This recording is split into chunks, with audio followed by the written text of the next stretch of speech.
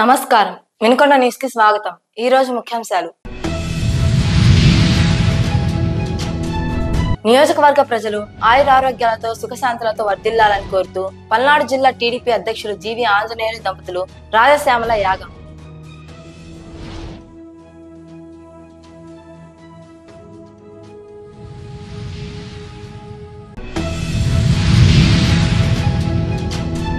వినుకొండ మండలంలో ప్రత్యేక బలగాల కవాతు. ప్రజలు ప్రశాంత వాతావరణంలో ఓటు హక్కు వినియోగించుకోవాలన్న సిఐ సాంబశివరావు.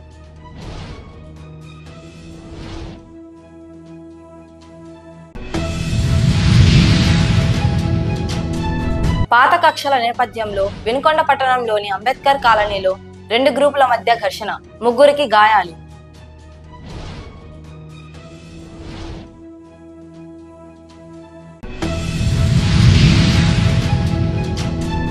వినుకొండ నియోజకవర్గ ప్రజలు ఆయురారోగ్యాలతో సుఖశాంతులతో వర్ధిల్లాలని కోరుతూ పల్నాడు జిల్లా టీడీపీ అధ్యక్షులు వినుకొండ నియోజకవర్గ తెలుగుదేశం పార్టీ అభ్యర్థి జీవి ఆంజనేయులు దంపతులు విటంరాజుపల్లి గెస్ట్ హౌస్ వద్ద యాగం చేపట్టారు. దీనిలో భాగంగా 2వ రోజు రాజశ్యామల యాగం నిర్వహించారు. ఎంతో ప్రాముఖ్యత కలిగిన ఈ యాగానికి వినుకొండ నియోజకవర్గంలోని పలువురు ప్రముఖులు పాల్గొన్నారు. అనంతరం అన్నదానం నిర్వహించారు.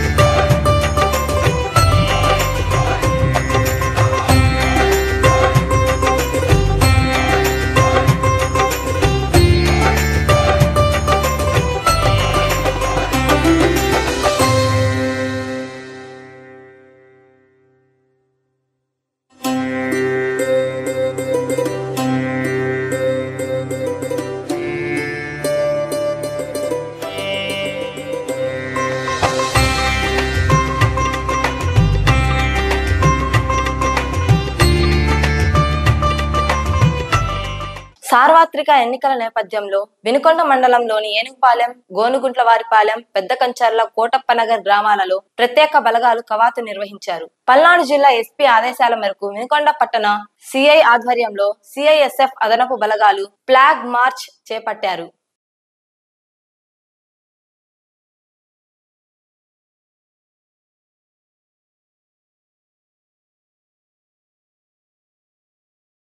వెనుకొండ పట్టణంలోని ఏనుగుపాలెం రోడ్ లో సిపిఐ ఎంఎల్ ఆఫీస్ లో భగత్ సింగ్ వర్ధంతి జరిగింది. అనంతరం జరిగిన సమావేశానికి ఏఐసిసిటియు కార్యదర్శి ఎస్కే ఫిరోజ్ అధ్యక్షతన సమావేశం జరిగింది.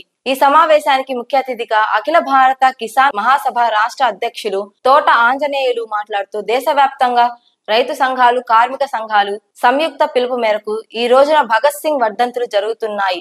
అందులో భాగంగానే వెనుకొండలో జరుగుతుందన్నారు. నేడు దేశాన్ని పరిపాలిస్తున్న బీజేపీ ప్రభుత్వం దాని విధానాల వల్ల వ్యవసాయ రంగం, కార్మిక వర్గం పూర్తిగా సంక్షోభంలో కరువై కార్మిక హక్కుల్ని కాలరాస్తున్నటువంటి పరిస్థితిలో అన్ని ప్రజా సంఘాలు ఐక్యమై మతోన్మాద రాజకీయాలకు వ్యతిరేకంగా భారత రాజ్యాంగాన్ని రక్షించుకుంటూ సార్వభౌమ అధికారాన్ని కాపాడుకోవాల్సిన అవసరం ఎంతైనా ఉందని అన్నారు. మిత్రులారా, ఈ రోజున భారతదేశ వ్యాప్తంగా భగత్ సింగ్ వర్ధంతి దేశవ్యాప్తంగా వివిధ ప్రజా సంఘాలు, రాజకీయ పార్టీలు జరుపుతున్నాయి. ఈ సంవత్సరం జరిగే భగత్ సింగ్ వర్ధంతికి ఓ ప్రత్యేకమైనటువంటి పరిస్థితి ఉన్నది. ఇవాళ భారతదేశంలో కేంద్రంలో పరిపాలిస్తున్నటువంటి బీజేపీ పార్టీ ఒక ప్రధానమైనటువంటి చట్టాలు తీసుకురావడం ద్వారా ఈ చట్టాల వల్ల ఈ దేశంలో ఉన్నటువంటి మైనార్టీ మతస్థులు, క్రైస్తవులకి, ఇతర మైనార్టీ మతస్థులకి తీవ్రమైనటువంటి ఇబ్బందులు కలిగజేసేటువంటి పరిస్థితి ఉన్నది. ఉదాహరణకి సిఏ పౌరసత్వ చట్టం ఉంది. ఈ చట్టం 1955 సంవత్సరంలో తయారు చేయబడింది. ఆ రోజున భారతదేశంలో ఉన్నటువంటి ఎవరైనా సరే పౌరులు 12 సంవత్సరాలు ఈ దేశంలో ఉండే పనికైతే వాళ్ళకి పౌరసత్వం ఇవ్వచ్చని 55 సంవత్సరంలో చట్టంలో ఉన్నది. ఆ తర్వాత 1912 సంవత్సరంలో మళ్ళీ దీన్ని సవరణ చేయడం జరిగింది. 12 సంవత్సరాలు అంటే ఎక్కువ అవుతుంది, 5 సంవత్సరాలు ఈ దేశంలో ఉండే పనికైతే వాళ్ళకి పౌరసత్వం ఇద్దామని నిర్ణయించడం జరిగింది. మరి 2019 సంవత్సరంలో కేంద్రంలో ఉన్నటువంటి బీజేపీ ఇవాళ ఈ చట్టాన్ని తీసుకొచ్చేసి ఇవాళ ప్రధానంగా క్రైస్తవులకి, బౌద్ధులకి, జైనులకి, సిక్కులు ఎవరైతే ఈ మతస్థులు, ఈ 5-6 మతస్థులు, హిందువులు ఎవరైతే ఉన్నారో వీరికి మాత్రమే పౌరసత్వం ఇవ్వడానికి ఇవాళ గజెట్ పబ్లికేషన్ చేయడం జరిగింది. పాకిస్తాన్ నుంచి, ఆఫ్ఘనిస్తాన్ నుంచి, ఇతర దేశాల నుంచి వచ్చేటువంటి ఈ దేశంలో శరణార్థులకి ఇవాళ పౌరసత్వం ఇవ్వడానికి వీల్లేదనేది వీళ్ళు చెప్పడం జరిగింది. అంటే ఈ 6 మతాల్లో ఇవాళ ముస్లిం మతం అనేది ఈ 6 మతాల్లో చేర్చలేదు. అంటే వీళ్ళని భారతదేశంలో ఇవాళ 2వ తరగతి పౌరులుగా ఇవాళ కేంద్రీకి సృష్టించడానికి ప్రయత్నాలు చేస్తున్నారు. అంటే 2వ తరగతి పౌరులు ఎవరైతే ఈ ముస్లింలు ఉన్నారో వీరికి ఓటు హక్కు కానీ లేదా ఇతర సౌకర్యాలు కానీ ఎలాంటివి ఉండవు. వీళ్ళు శరణార్థులుగా ప్రకటించేసి వీళ్ళు జైల్లో పెట్టి అనేక ఇబ్బందులు పెట్టేటువంటి ఉంది. ఇప్పటికే పాకిస్తాన్లో ముస్లింలు అనేక తెగలు ఉన్నాయి. షియాలని, లేకపోతే సున్నీలని అనేక మతస్థులు ఉన్నారు. అక్కడ కూడా 2వ తరగతి పౌరులుగా కొంతమంది ముస్లింలు ఉన్నారు. వాళ్ళకి ఎలాంటి రైట్స్ లేదు. సో భారతదేశంలో కూడా ఈ దేశం ఉన్నటువంటి ముస్లింలని 2వ తరగతిగా చిత్రీకరించి వారి ప్రభుత్వం నుంచి ఎలాంటి రాయితీలు ఏం లేకుండా, చివరికి ఓటు హక్కు కూడా లేకుండా ఈ దేశం తరివేయాలని ఓ పెద్ద కుతంత్రంతో ఈ చట్టాన్ని తీసుకురావడం జరిగింది. దీన్ని ఇప్పటికే సుప్రీంకోర్టులో 100 కేసులు వేయడం జరిగింది. నిన్నే విచారణ ప్రారంభమైంది. అదేవిధంగా ఇవాళ మన పక్కన ఉంటే తమిళనాడు గవర్నమెంట్ మేము సిఏ చట్టాన్ని అమలు చేయమని చెబుతుంది. అలాగే పక్కన కేరళలో ఉన్నటువంటి గవర్నమెంట్ ఈ చట్టం దుర్మార్గమైంది, మా దేశంలో ఇవాళ మేము చేయమని చెబుతున్నారు. కానీ ఈ ఆంధ్రప్రదేశ్లో అధికారంలో ఉన్నటువంటి ఇవాళ రాజశేఖర రెడ్డి గారి అబ్బాయి అనేటువంటి జగన్మోహన్ రెడ్డి గారు కానీ, తెలుగుదేశం పార్టీ కానీ, ప్రతిపక్షాలుగా ఉన్నటువంటి ఎవరైనా సరే ఇవాళ ఈ చట్టాన్ని మేము అమలు చేయమని చెప్పకపోగా దీన్ని సమర్థించి పార్లమెంట్లో ఓట్లేసినట్టు దుర్మార్గమైన పరిస్థితి ఈ రాష్ట్రంలో ఉంది. అంటే ఇవాళ ఈ దేశంలో ఈ దేశ సమైక్యతకు, సమగ్రతకు ఇవాళ ప్రమాదం వచ్చే పరిస్థితి ఉంది. ఇవాళ ఆర్ఎస్ఎస్, బీజేపీ 27 పేజీలతోటి ఓ మనధర్మ రాజ్యాంగాన్ని రాశారు. అంటే ఈ మనుధర్మ రాజ్యాంగాన్ని రేపు భారత అధికారంలోకి వచ్చే పనికైతే బీజేపీ ఈ రాజ్యాంగాన్ని అమలుపరుస్తారు. అంటే ఇవాళ మనుధర్మం చెప్తుంది ఏంటంటే ఏ కులపోళ్ళు ఆ కులపోళ్ళు ఆ కుల వృత్తులు చేయాలి తప్పితే వాళ్ళు చదువుకొని డాక్టర్లు, ఇంజనీర్లు, రాజకీయ నాయకులు, రాష్ట్రాన్ని, దేశాన్ని, బీసీలు, ఎస్సీలు, మైనార్టీలు పరిపాలిస్తామంటే అందుకు అంగీకరించదు ఈ మనుధర్మ శాస్త్రం. కాబట్టి అలాంటి దుర్మార్గమైన ఒక మనుధర్మ శాస్త్రాన్ని ఈ దేశంలో తీసుకురావడం ప్రయత్నం చేస్తున్నారు. మరోవైపున ఈ దేశంలో ఉన్నటువంటి రైతాంగానికి వ్యతిరేకంగా చట్టాలు తీసుకొస్తున్నారు. కార్మికులు సాధించుకున్నటువంటి భారతదేశ స్వతంత్రంలో సాధించుకున్న చట్టాలను మొత్తాన్ని కూడా నిర్వీర్యం చేసినట్టు పరిస్థితి. అంటే భారతదేశం మొత్తం కూడా ఇలా దేశ సమైక్యతకు, సమగ్రతకు ప్రమాదం వచ్చేపడింది. లౌకిక విధానానికి ఇవాళ ప్రమాదం వచ్చింది. ఈ దేశ రాజ్యాంగాన్ని, అంబేద్కర్ గారు రాసిన రాజ్యాంగాన్ని కూడా తిరగరాసి ఈ రాజ్యాంగాన్ని తీసేయాలన్న ఒక ప్రమాదం ఉంది. కాబట్టి ఈ భగత్ సింగ్ ఆ రోజున స్వాతంత్రం కోసం ప్రతి ఒక్కరు తినడానికి తిండి, ఉండటానికి ఇల్లు, కట్టుకోవటానికి బట్ట, ఉండాలని దేనికోసం అయితే ఆయన పోరాటం చేశాడో, దేనికోసం అయితే 23 సంవత్సరాల వయసులో ఉరికంబం ఎక్కారో అవి నాటి 75 సంవత్సరాల్లో కూడా నెరవేరలేదు. భగత్ సింగ్ స్ఫూర్తితోటి ఈ దేశంలో ఉన్నటువంటి కులాలకి, మతాలకి అతీతంగా భారతదేశ రాజ్యాంగాన్ని కాపాడుకుంటూ, భారతదేశ సమైక్యను రక్షించుకుంటూ ముందుకు నడవాలని ప్రతి ఒక్కరు కూడా భగత్ సింగ్ వర్ధంతి సందర్భంగా ప్రతినిపుణాలని కూడా విజ్ఞప్తి చేస్తున్నాం. భగత్ సింగ్ వర్ధంతి సందర్భంగా అఖిలపక్షంగా ఈ కార్యక్రమానికి విచ్చేసిన అందరికీ మనస్ఫూర్తిగా ధన్యవాదాలు. మనం కొన్ని కోట్ల మెట్లు ఎక్కిన దాంట్లో మొదటి మెక్కు చాలా ఉపయోగం, చాలా ఇంపార్టెంట్ కూడా. ఆ రోజు ఆ టైంలో భగత్ సింగ్ లాంటి వ్యక్తులు ఉన్నారు కాబట్టే ఈరోజు స్వాతంత్రం అనేది వచ్చే కారణము ఆనాటి భగత్ సింగ్. ఆ రోజు యుద్ధమాలతో, పోరాటాలతో, భగత్ సింగ్ అంటే గుర్తొచ్చేది పోరాటం. అన్యాయం జరుగుతుంది అంటే భగత్ సింగ్ పేరు చెప్తే భయపడే రోజు తయారు చేశాడు అటువంటి వ్యక్తి భగత్ సింగ్. ఇంకిలాల్ జిందాబాద్, విప్లవం వర్ధిల్లాలి ఇలాంటి నినాదాలతో జనాలని, స్వాతంత్ర యుద్ధంలో జనాలను ఉత్తేజించి స్వాతంత్రం కోసం ఎంతో పాటుపడడానికి కారణం ఏంటంటే భగత్ సింగ్ లాంటి వ్యక్తులు. ఇటువంటి వ్యక్తుల్ని మనం ప్రతి ఒక్కళ్ళు రాబోయే సమాజానికి కూడా ప్రతి ఒక్కరు మనం తెలియచేసి వాళ్ళ స్ఫూర్తిని మనం ఇవ్వాలని చెప్పేసి కోరుకుంటూ మనస్ఫూర్తి ధన్యవాదాలు తెలుపుకుంటున్నాం. ముందుగా అందరికీ నమస్కారం. ఈరోజు ఈ యొక్క గొప్ప కార్యక్రమం ఏర్పాటు చేసిన సిపిఐ ఎంఎల్ పార్టీ నాయకులకి, మరియు అదేవిధంగా ఆ పార్టీ ప్రధాన నాయకులు తోట ఆంజనేయులు గారికి, మరియు ఫిరోజ్ గారికి, మరియు ఇతర ప్రజా సంఘాల నాయకులందరికీ పేరు పేరున హృదయపూర్వక అందరికీ నమస్కారాలు తెలియజేసుకుంటున్నాను. ఈరోజు ఈ యొక్క గొప్ప కార్యక్రమం ఉద్దేశం ఏంటంటే, గడిచిన 93 సంవత్సరాల క్రితం ఎవరైతే యువతకు ఆదర్శంగా నిలిచిన భగత్ సింగ్, రాజ్దేవ్, సుఖగురు అనే ముగ్గురు ఎవరైతే స్వాతంత్ర సమరయోధులు ఎవరైతే ఉన్నారో వాళ్ళు ఆ రోజు ఉరికంబం ఎక్కడం జరిగింది. దేని మీద ఉరికంబం ఎక్కారంటే, అప్పటి బ్రిటిష్ ప్రభుత్వం ప్రజా వ్యతిరేక విధానాలు మరియు అంటరానితనంపై వాళ్ళు తమ యొక్క గళాన్ని వినిపించినందున వాళ్ళని నిర్దాక్షిణ్యంగా జైల్లో వాళ్ళని పెట్టి వాళ్ళని ఉరిదీయటం జరిగింది. అప్పటి నుంచి ఇప్పటికి కూడా దేశంలో కొన్ని వందల సంఖ్యల్లో అటువంటి భగత్ సింగ్లు గారు, తర్వాత రాజ్దేవ్, సుఖగురు లాంటి యువకులు చాలామంది జైల్లో మగ్గుతూ ఉన్నారు. వాళ్ళకి ఇప్పటి వరకు కూడా విముక్తి కలగలేదు. అదేవిధంగా 23 ఏళ్ల వయసులో ఉరికంబం ఎక్కిన ఆ మహానుభావులు ఏదైతే ఉన్నారో వాళ్ళ జీవితమే మనకి ఆదర్శం. వాళ్ళ ఆశయాలు ఏదైతే ఉన్నాయో ఆ ఆశయాలు ప్రతి ఒక్కరూ పాటించాలని చెప్పి ఒక సభాముఖంగా తెలియజేసుకుంటున్నాను. 23 ఏళ్ల వయసులో ఉరికంబం ఎక్కారంటే ఈరోజు ఈనాటి కాలంలో అదే 23, 25 ఏళ్ల వయసులో పిల్లలు సెల్లు పట్టుకుని ఫోన్లలో, బైకుల మీద అల్లరి చిల్లరగా తిరుగుతూ ఉన్నారు. కనీస బాధ్యత అనేది లేకుండా పోతుంది ఈరోజు ఈనాటి సమాజంలో. ప్రతి ఒక్కరూ ఖచ్చితంగా వాళ్ళ జీవిత చరిత్రలు ఏదైతే ఉన్నాయో ఆ జీవిత చరిత్రలు తెలుసుకోవాల్సిన బాధ్యత ప్రతి ఒక్కరిపై ఉంది. వాళ్ళు ఏదైతే ఆ రోజు యావత్తు దేశం కోసం, దేశ ప్రజల కోసం వాళ్ళ ప్రాణాన్ని పణంగా పెట్టి ప్రాణాలు అర్పించారో, వాళ్ళు ఎందుకు అర్పించారో వాళ్ళ గురించి తెలుసుకోవాల్సిన బాధ్యత ప్రతి ఒక్కరిపైన ఉంది.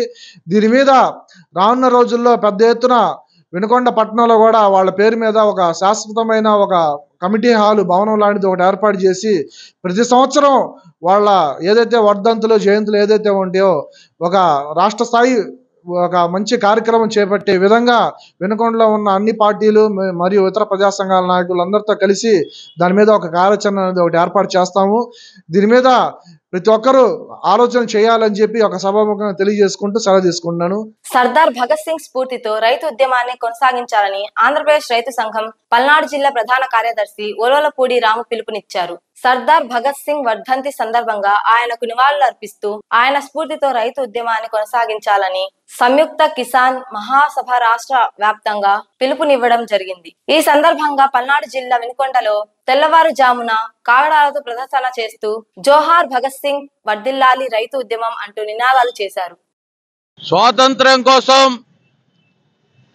భారతదేశ స్వాతంత్రంలో సర్దార్ భగత్ సింగ్ పాత్ర అనిర్వచనీయమైనది. ఈ దేశ స్వాతంత్రోద్యమంలో 23 సంవత్సరాల్లోనే సర్దార్ భగత్ సింగ్ ఈ దేశం కోసం, ఈ దేశం నుండి తెల్లదొరలు వెళ్ళిపోవాలని, ఈ దేశం నుండి భారతమాత సంఖ్యలను విడదీయటం కోసం తెల్లదొరలు వెంటనే వెళ్ళిపోవాలని, లేకపోతే తగిన పరిణామాలు చెల్లించుకోవాల్సి వస్తుందని మొట్టమొదటిసారిగా గర్జించిన విప్లవ సింగం సర్దార్ భగత్ సింగ్ ఈ దేశంలో యువతను చేరదీసి యువజన ఉద్యమాలను నిర్మించి మరి విప్లవ సైన్యాన్ని నిర్మించి తెల్లదొరలకు వ్యతిరేకంగా పోరుబాటలో పయనించిన మహోన్నతుడు సర్దార్ భగత్ సింగ్.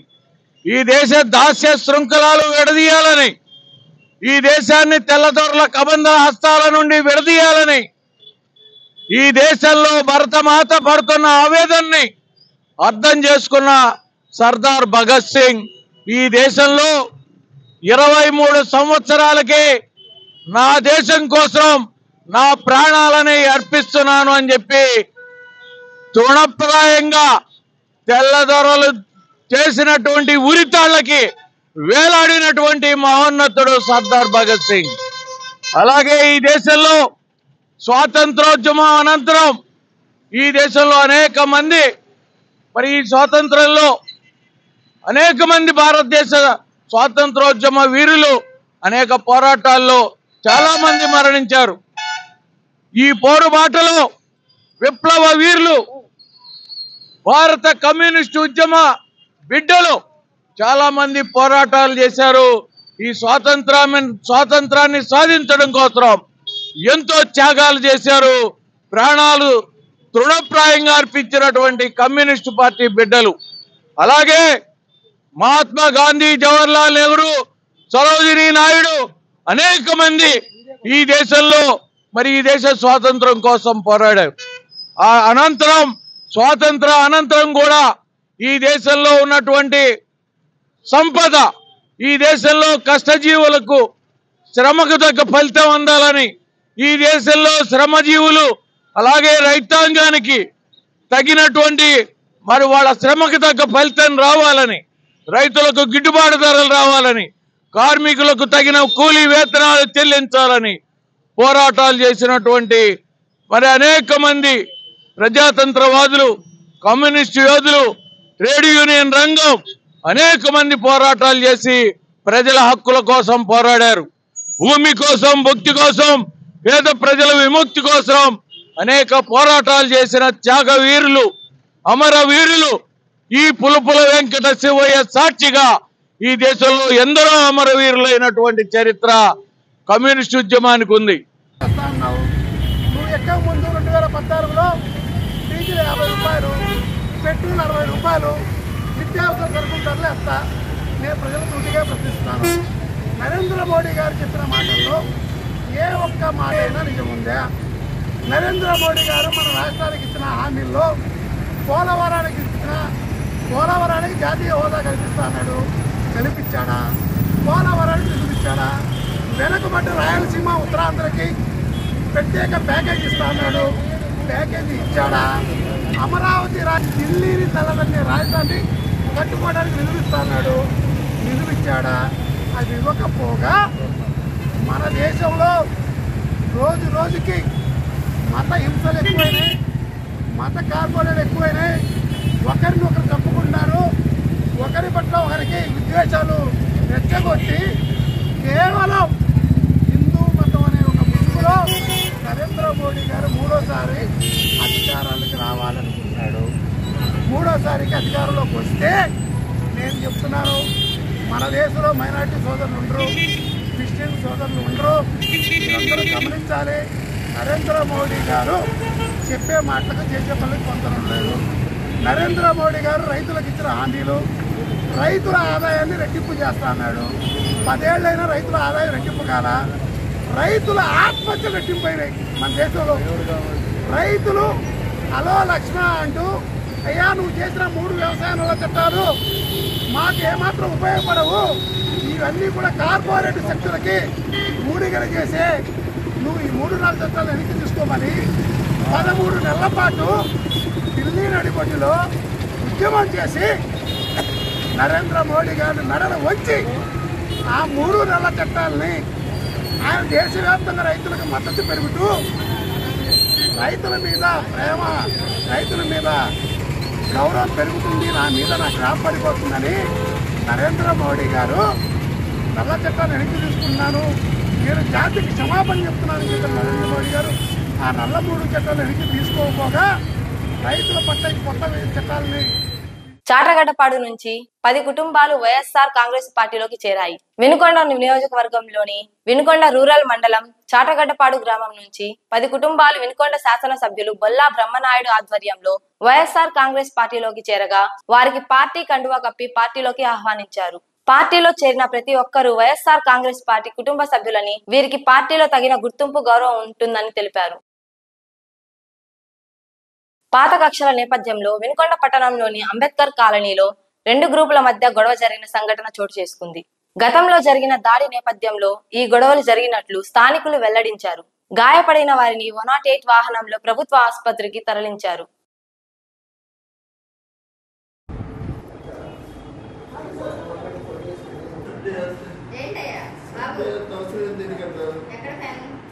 వాళ్ళ అనగా 22 మార్చి సాయంత్రం 8:45 తలకి గాయాలతో ఒక 3 పేషెంట్స్ ని మన దగ్గర తీసుకురావడం జరిగింది. వీళ్ళల్లో 3కి హెడ్ ఇంజరీస్ ఉన్నాయి. 3కి ప్రైమరీ మేనేజ్మెంట్ ఫస్ట్ ఎయిడ్ ఇచ్చాము. దానిలో ఒకళ్ళకి సూచర్స్ పడ్డాయి. హెడ్ ఇంజరీ విత్ వామిటింగ్స్ అవుతుంది కాబట్టి అతన్ని సిటీ అడ్వైస్ చేశాము. ఓకే, సిటీలో ఏమన్నా చేంజెస్ ఉంటే హైయర్ సెంటర్ రిఫర్ చేసి అక్కడ ఫర్దర్ గా మేనేజ్ చేస్తాను. ఎదురెదురుగా వస్తున్న ద్విచక్ర వాహనాలు ఢీకొని 2కి గాయాలైన సంఘటన వినుకొండ మండలంలోని నరగాయపాలెం వద్ద చోటు చేసుకుంది. వినుకొండ వైపు నుండి వస్తున్న ద్విచక్ర వాహనం, కారంపూడి వైపు నుండి వస్తున్న ద్విచక్ర వాహనం ఎదురెదురుగా ఢీకొన్నాయి. ప్రమాదంలో ఇరువురికి గాయాలు కాగా క్షతగాత్రులను వినుకొండ ప్రభుత్వ వైద్యశాలకు తరలించి చికిత్స అందిస్తున్నారు.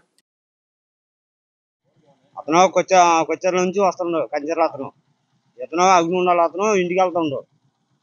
మరి కారు ముందుంది, కంచెర అతను ముందు. మరి ఎట్లా జరిగిందో అంటే ఈ సైడ్కి వచ్చి కొట్టేసిండు. అది దెబ్బలు ఒకరిగా తలకాయ పలిగింది, ఒకరిగా కాళ్ళు ఇరిగింది. మామూలుగా కాళ్ళు ఇక్కడ తగిలింది. కంచెర్ల అబ్బాయి ఇతనుగా కుంట, అతను కట్టెకాలు, అసలు కాలు లేదు. అది ఆ కాలు లేదు, అతనికే తలకాయ పలిగింది. కంచెర్ల అబ్బాయికి కొద్దిగా కాలు దెబ్బ తగిలింది మోకాలు కాడ. అంబులెన్స్ ఫోన్ చేస్తే అంబులెన్స్ తీసుకెళ్ళారు. వినుకొండ న్యూస్ కి సమాప్తం. తిరిగి రేపటి న్యూస్ లో మళ్ళీ కలుద్దాం. అంతవరకు సెలవు, నమస్కారం.